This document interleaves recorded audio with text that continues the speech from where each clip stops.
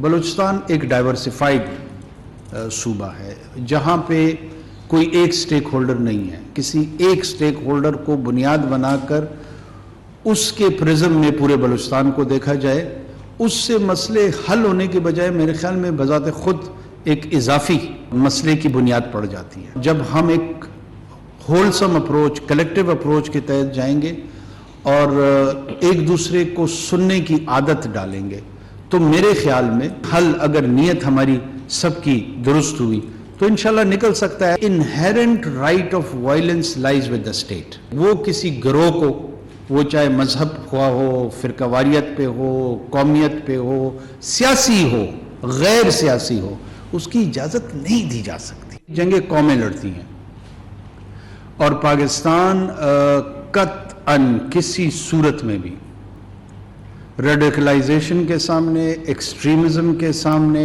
Intolerance کے سامنے surrender نہیں کرے گا.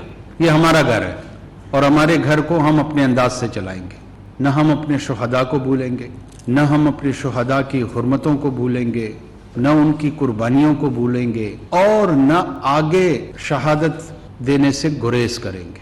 ہم اپنا ٹیکس کلیکشن خود کر کے اپنے لا انفورسمنٹ پہ اسی ٹیکس کا پیسہ لگا کے اپنا نظام چلا رہے ہیں. ہم کسی خیرات پہ یہ لڑائی نہیں لڑ رہے. ہم جنگ کے خواہش مند نہیں ہیں, لیکن اگر ایسے ارادے کو ہم نے بانپا کہ وہ ہمارے 1 سینٹی میٹر کی طرف نظر رکھے ہوئے ہیں, اس ارادے کے لیے بھی well respond and well respond till last. ہمارے طرف ایک بڑا پروفیشنل رسپانس میکنزم ایگزسٹ کرتا ہے. پاکستان کو اپنے فائنینشیل چیلنجز کو, اپنے انٹرنل پولیٹیکل سٹیبلٹی کو, ان پہ غور کرتے رہنا چاہیے, اور جب تک اللہ کے فضل سے آپ کے محافظ ہیں, حارس ہیں, راتوں کو آرام سے سویا کریں, انشاءاللہ خیر ہوگی. ہمارا کام الیکٹورل پروسیس کو اسسٹ کرنا ہے. کابینہ میں کون ہوگا کون نہیں ہوگا, یہ بہت سارے لوگوں کے اپنے ویوز ہو سکتے ہیں. ہم یہ سمجھتے ہیں کہ جو اس پروسیس آف اسسٹنس میں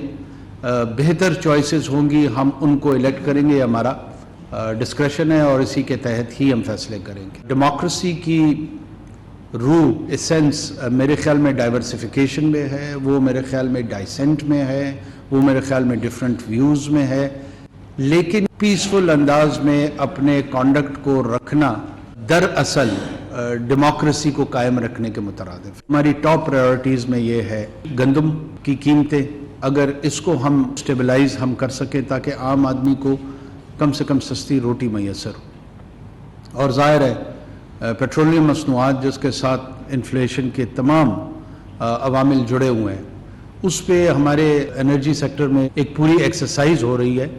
ہم جھوٹے خواب کسی کو نہیں دکھانا چاہتے, لیکن ہم بھرپور انداز میں کوشش کر رہے ہیں کہ کس طریقے سے اور کون کون سے ایسے سٹیپس اٹھائے جائیں جہاں پہ انفلیشن کو کنٹرول کیا جا سکے.